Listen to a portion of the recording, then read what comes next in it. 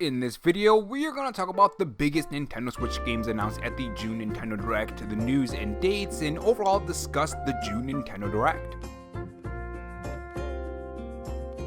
If you guys enjoyed this video, leave a like, it helps the video reach more viewers when you do, and if you want to follow me on Twitter, my Twitter handle is RoboRob93. Without further delay, let's get on to the topics. So we finally got the June Nintendo Direct, the last Nintendo Direct as far as we know anyways, more on that in another video, before the Nintendo Switch 2. And what a Nintendo Direct it was. In my personal opinion, I completely loved the Nintendo Direct. I thought it was fantastic. I know some people said it wasn't good, but I'd have to disagree with that. And we got some pretty big games from the Nintendo Direct, both with new IPs coming back and some games that were leaked early on before the June Nintendo Direct, like the Zelda game and the Mario Party game as well. We also got some pretty cool third-party games as well. I feel there was a pretty good mix of games in this June Nintendo Direct. So let's dive into the first one which I want to talk about, which is Mario and Luigi Brothership. This game is something of an interesting story behind it. If you guys remember, Nintendo actually sent out some surveys for this game, or more specifically RPG Mario games, and I'm guessing this is what they were asking for because Mario and Luigi was on that list. So it's pretty cool to finally see that yes, this is one of the games that they were bringing back. It actually makes me wonder if Mario and Luigi Brothership was in development during that survey that was sent out. Now, as far as the game itself, it looks amazing. What instantly grabbed me is the animation. They really made these two characters, Mario and Luigi, really expressive, adding squash and stretch, the expressions that they use throughout the trailer, and even hints of line art on the actual models. I mean, even in the battle with the gameplay that they were showing, they even show some squash and stretch and different type of animation techniques that make the hits and just overall watching the game itself feel just, how should I put it, more entertaining, I would say. I don't know, I love animation, so the fact that they're using these in the game and they're kind of taking it not to the extreme, not like Looney Tunes or anything, but it's very noticeable, makes the gameplay and impact of the attacks just so much more satisfying and fun to watch, in my opinion. And you know what's even crazy? This game is coming in 2024 and pretty soon, actually, not that long of a wait, or at least not as long as Metroid Prime 4. This release date is going to be November 7th, 2024, so I'm definitely going to try to pick this up day one. And moving on to another big announcement that I completely love, The Legend of Zelda Echoes of Wisdom, a game that very much looks like Link's Awakening, but the main character being Zelda this time. And I gotta say, the gameplay is pretty interesting in this game. Usually there's the hack and slash that you get from the Link games or the Zelda games, I don't know, however you want to say that, but this not being the Tears of the Kingdom Zelda, because in Age of Calamity she used the Sheikah Slate. She uses a staff and things around her, kind of like Tears of the Kingdom, I guess, but this time around we can actually take the enemies and use them against other enemies, which is kind of interesting. It's kind of like a Zelda Pokemon game. That's the first thing that came to my mind. I just want to try to get as many enemies, assuming that you can have more than one. I don't know if it's like Tears of the Kingdom where you can have multiple ones, or there's only a set amount of items from around the world and enemies as well. I guess we'll see. But I full on want to play this like Pokemon. I think that would be pretty interesting. But taking things around the world offers a variety of gameplay options and different options for different players. And I think that's one thing that I loved about Tears of the Kingdom and Breath of the Wild. A lot of people were posting those clips, which fortunately you can't do that on Twitter anymore, but a lot of people were posting how they got over different obstacles, defeat different enemies, and some of them are pretty funny. So I'm pretty excited to see all those things, but for this new Legend of Zelda game. Whether or not it's going to be a good game, it remains to be seen, but usually I would say Zelda games are always pretty fun and pretty good, so I'm expecting something pretty good. And again, what's more cool is it's coming in 2024. The release date is September 26th, along with a new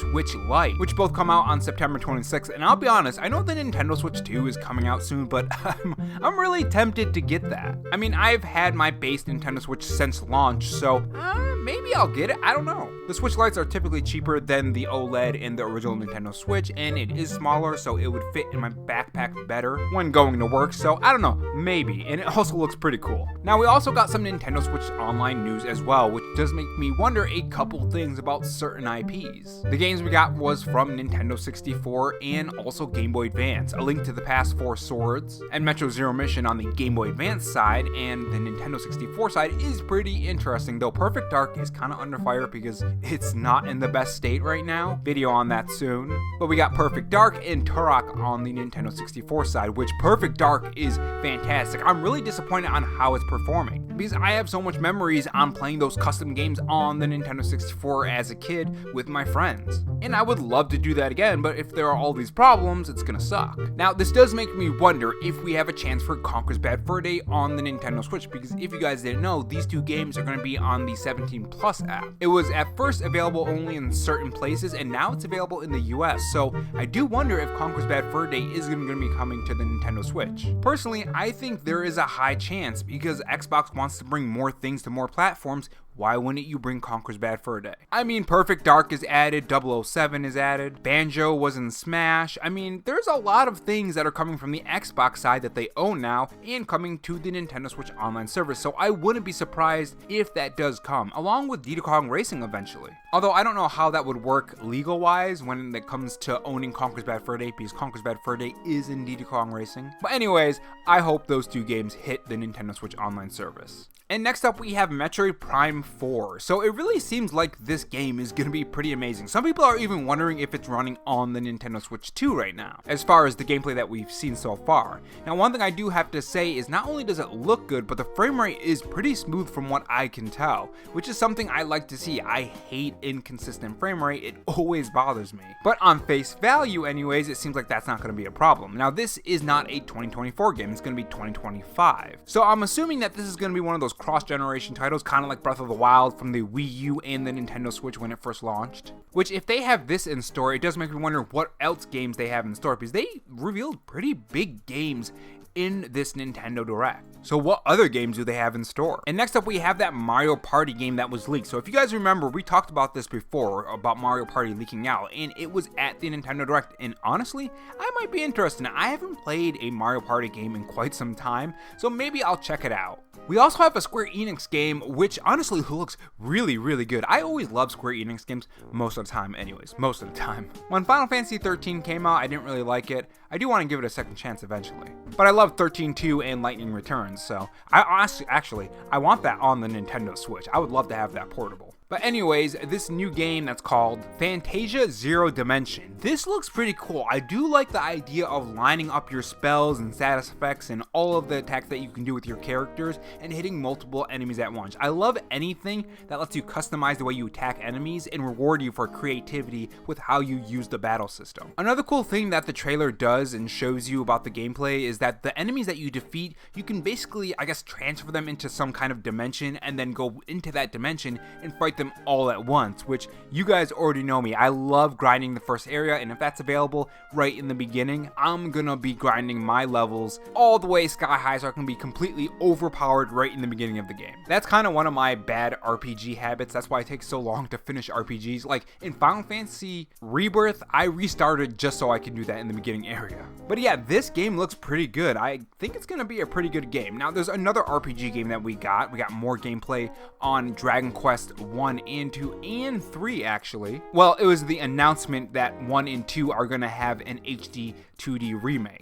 But 3 looks amazing, and the fact that all 3 are going to get HD 2D remakes makes me wonder if they're going to be doing any other series and any other older Square Enix RPGs. I wouldn't doubt it, to be honest. Like, can we get, I know a lot of people have been asking this for years, can we get the Legend of Dragoon HD 2D remake? That would be amazing. Or just a remake in general would be fun. Now, the Dragon Quest 1 and 2 remake is coming in 2025, and 3 is going to be released on November 14th, 2024. So, another game that I definitely do want to play. I mean, honestly, during the holiday season, there are a lot of games for the Nintendo Switch now. Some of them are third party, some of them are from Nintendo IPs, but there's a pretty good mix. And the amazing thing about this is that this is the Nintendo Switch's last year, and the fact that they have all of these great games. I mean, Mario and Luigi Brothership is just a fantastic game to have in your last year already, but the other games, like the Paper Mario and the Thousand Year Door that recently released, there's Mario and Luigi, Donkey Kong Country HD, which they revealed as well, which is actually surprisingly, I thought it was a 2024 game. It's a 2025 game. That's kind of interesting.